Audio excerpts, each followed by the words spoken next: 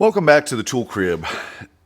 I gotta tell you, I've been contacted by about 5 or 6 different people that have told me that they have talked to Leatherman about the concerns in the new Leatherman bond concerning the looseness of this knife blade. And before I go any further, there's a new video out put up by Chris from D'Souza USMC, and he does a really excellent job of highlighting what the issue is with this particular knife.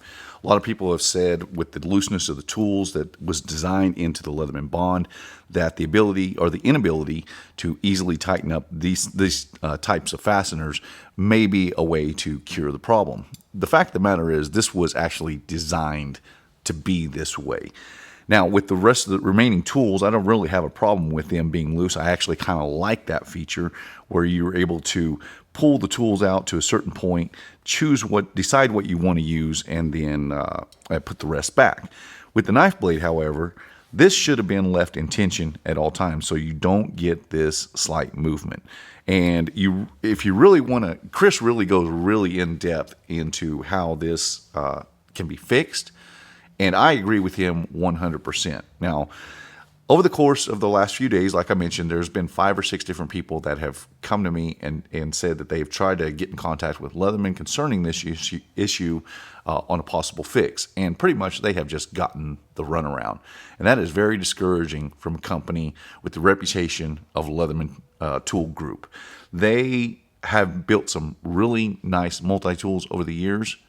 And the fact that they don't see this as a flaw is really very discouraging. I don't know who is doing their testing before these things hit the market, but this is something that the average user would have caught immediately. This is an issue. One thing that Chris points out is that in the Leatherman Wave, Leatherman Surge, Leatherman Charge platform, they actually go to great lengths to make sure that you cannot open these blades whenever you're in the plier position. It works, well, actually mine's are pretty dirty here, but it works because of the way the pliers are tensioned here, or the rise in the pliers back here. It's just the way they're molded in there. So on the bottom of the Wave Charge series, you have this little spring, and as you open up the pliers, that spring or that those 2 tension bars, they get pushed out. And on the knife side, they have a little cutout here where as you open this up, that little notch rises up and keeps the blades from opening up. That way they're trapped in there. They go to great lengths to ensure in the Wave, Charge, and Surge series that that cannot happen. And to have them produce a tool that otherwise is very, very good, to leave this flaw in there is just incredibly discouraging. It's even more discouraging that they're basically blowing off their patrons, and that really upset me to hear some of the stories that I've been hearing. Again, check out Chris's video.